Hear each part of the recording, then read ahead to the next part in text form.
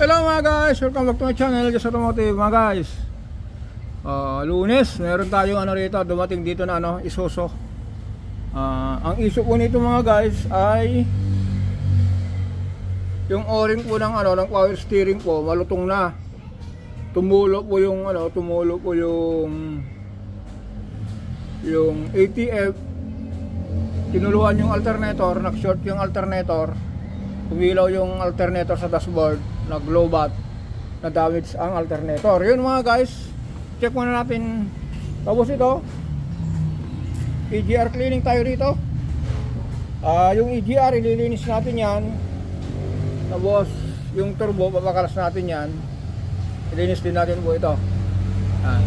Ito, EGR cleaning, turbo cleaning. Kung pasin niyo po, malangis. Check natin yung niya kung maalugba. Yan. Tapos mga guys, ito ba, napansin din natin, sabi na may-ari, Jess, pakicheck mo na rin yung hose ko. Kasi yung hose ko may tagas. Natuluan yung kasi yung alternator bago uli. Natuluan naman ng hose nang galing dito. Kasi malutong na, tingnan nyo, putol na. Ito po yun Ito. Yan. Malutong na po siya, kaya reminder po kung malutong na po yung mga hose nyo. Kung nakita nyo po na nagbabasa na po ito, papalitan nyo na po. Huwag nyo na antayin po na tumagas pa. Tulad nito, nang dahil dito sa power steering hose, yung ano po ito, return. Kasi ito po, return suction yan, pahigop. Ayan, kaya napabago siya ng alternator. Ngayon mga guys, puntahan natin yung alternator nitong Isuzu. Ito. Buksan natin to. Ito naman, for waiting ko to. Karburador. May tagas. Ito ang medyo mabigat mga guys.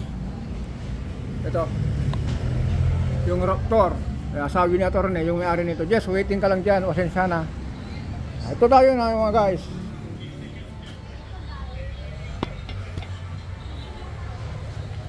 Ito po yung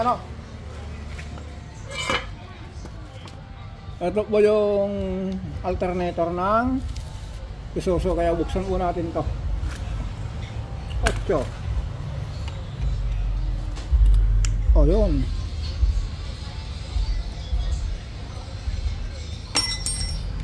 Yun mga guys, pasensya na po tayo rito kasi hindi ko na ipakita kung paano pinalas. Ang importante lang po dito, troubleshoot natin, makita natin kung ano naging problema. Yan, lumagitik pa.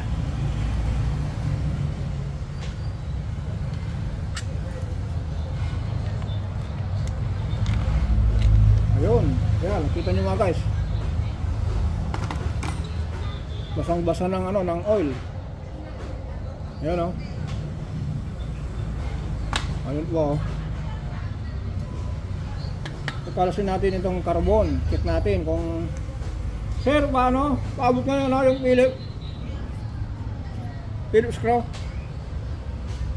Sir, paabot yung Phillips.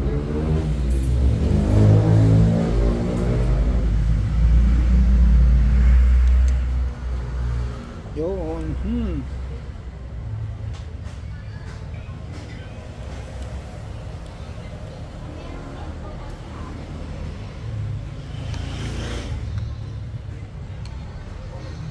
Yun, lumagitik pa.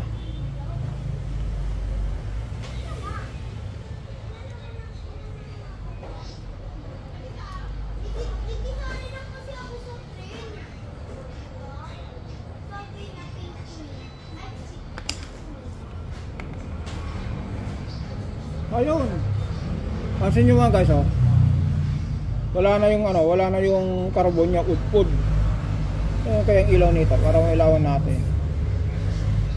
Wala nang carbon. Yun Udpod siya. Ngayon mga guys, dahil basa ng langis. Yan. Yung niya po, rectifier, basa ng langis po, nag-short. Tapos yung ito yung rotor niya po, pudpud na. Kasi niyo po, yung sinasayaran unang ano, yung sinasayaran unang carbon, pudpud. Kaya yan, bukod po sa nabasa ng langis, pudpud yung carbon, yan. Sabay-sabay yung ano, yung nangyari. Ayaw kumarga, nag-shorted. Ngayon mga guys, antayin na lang natin yung pyesa nito. Abangan uli natin sa susunod na YouTube, dito sa YouTube natin yung susunod na upload natin. Ngayon mga guys, meron tayong pag-isawag dito. Ito. Meron tayong, tabi mo natin itong alternator.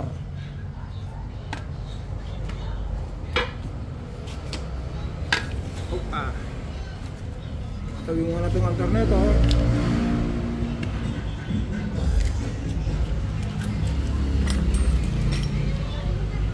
Dito tayo sa ano, sa tinobulshoot natin na Innova. Yan sa mga baguhan ng mekaniko. Yan, meron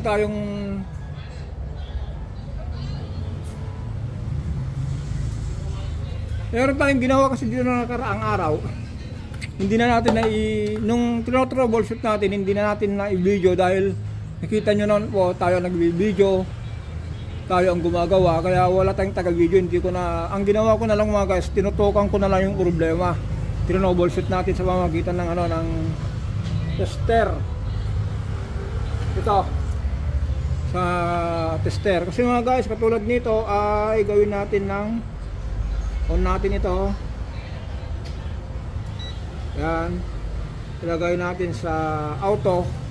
Kung mabasa nyo po auto. Ito po. Unang-una mga guys, kung meron po tayong ito troubleshoot na, kasi ito po Innova. Ang nangyari po, puro redondo.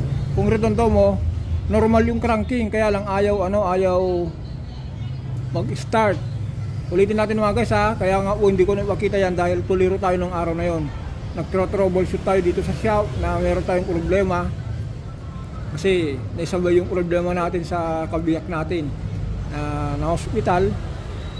Kung paano na troubleshoot ng doktor, nag-troubleshoot din tayo rito. Kaya yung utak ko mga guys, nahati. Yung kalahati dito sa shop, yung kalahati na sa hospital. Kaya, pero sa awa ng Diyos, dahil yun naman ang number 1, humingi ng tulong, gabay, bigyan ka ng lakas, matinong pag-iisip. Yan, nasolve natin yung problema, nasolve din yung problema ng ating asawa. Nakita din ng doktor. Kaya sabi ko mga guys, kung paano tayo nag-troubleshoot dito, troubleshoot din yung doktor yung asawa natin, kung yung asawa ko, kung ano yung kasi meron siyang lumabas na problema sa internal. Yan, katulad nito mga guys, ulitin ko po, meron tayong meron tayong ito troubleshoot. Makikita nyo po. Kasi ulitin natin, ayaw ito ang problema, normal yung cranking. Ata, kung malakas yung baterya, normal. Tapos ayaw umandar. Ngayon mga guys, bago tayo pumunta sa mga ganito, mag-check muna tayo ng mga fuse, relay. Yan, kung buo naman yung fuse, buo naman yung relay, punta na tayo sa system. Sa katulad nito, testing natin ito. Kasi ang nangyayari mga guys, walang lumalabas na diesel dun sa injector, sa fuel pump. Kaya ang una nating i-troubleshoot yung kuryente. Baka yung kuryente mo walang pumapasok dito. Ngayon nung na-check natin yung relay, yung fuse okay naman.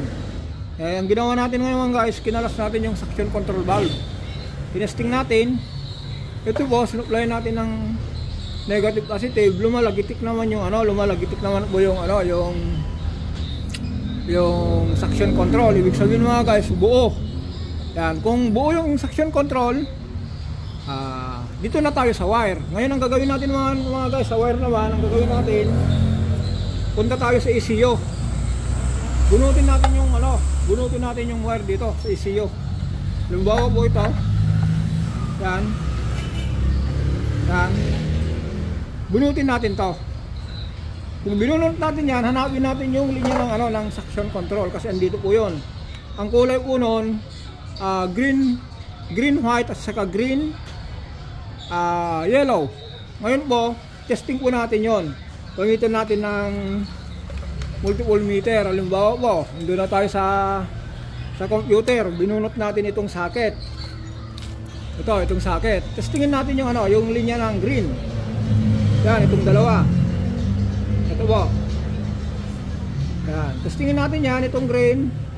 Tignan natin kung mayroong kuryente. Kasi po, ito po, dito lang gagaling sa computer. Tapos yung isa, nang gagaling sa ignition. Yung isa po, yung dilaw na green stripe yellow, positive po yun. In po yun, papasok. Input. Yung isa naman po, output po ito, output. Kaya ang gagawin natin dito mga guys, i-trace natin. Kunin natin, bunutin natin yung ano, bunutin natin yung wire dito. Dito sa suction. Yan. Halimbawa po, ito na po yung suction. Yung wire na yan na dito kadugtong. Testingin natin. Halimbawa, dulot dulo. Halimbawa, tinesting yung ganyan. Ilagay mo yung ano, yung tester. Dapat po ito tutunog. Yan, dapat po tutunog siya. Yan, tumunog. Ibig sabihin mga guys, buo yung wire. Diba na-testing natin yung ano, yung input, tumunog. Ibig sabihin, buo yung wire, walang putol. Yan, putala, yan. Ngayon, yung ano, yung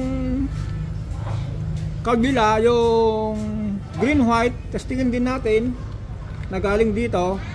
Ganun din gagawin natin. Testingin din natin yung isang wire. Yan, kasi dalawa yung wire na nagbabasa natin. Yan. Ganun din ang ano, gagawin natin. Lagay natin, kunin natin sa dulo ng ano, ng suction control, yung galing dito. At saka kunin natin yung ano, yung dulo nitong ano, itong ano, yung socket. Testingin natin dito. Yung galing sa computer. Ngayon, testingin natin. Kung tumunog, ibig sabihin po buo. Yan, ibig sabihin mga guys, yung linya ng suction control, walang putol. Ayun na. Ibig sabihin yung suction control. Ang trabaho kasi nito mga guys, internal ng diesel. Pag on mo ng ano ng susi, itong dalawa magtatrabaho na po ito. Connected sa computer saka sa ignition. Magbubukas na po ito. Papasok dito yung ano, yung diesel, i-deliver na rito sa butas. Ang nangyari po dahil wala akong supply dito, ang naging problema po kasi ang ginawa natin, tinesting natin yung mga wire ng computer. Pasok naman, tumutunog naman yung ano, yung tester. Kaya ang naging problema mga guys, computer box. Nung binuksan natin yung computer box, sunog. Nung sinalpakan natin ng panibago, umandar. Kaya yun lang po. Para ito po, para sa mga baguhan lang na mga mekaniko. Yun lang po, pinakasimple po. Unang-una, kung ayaw umandar yung puro redondo, i-check nyo po yung relay at sa fuse. Kung buo yung relay sa fuse, pumunta kayo sa ano, sa wire, yung input sa output. Tapos kung na-testing nyo po sa pamamagitan ng ano, tester, automatic tester, naka-auto, tutunog po niyan. Kung meron supply, ibig sabihin hindi putol. Ngayon kung ayaw umandar, i-testing nyo yung output sa kanyang ano to. Ito kasi mga guys, automatic po itong isa rito. Pag on nyo ng susi, meron na po yan. Pero yung ano po, yung output po, yung nanggagaling dito sa computer, wala pong signal na ibabato. Ito naging problema mga guys, computer. Kaya sana, ito po, hindi ko ulitin ko po, hindi natin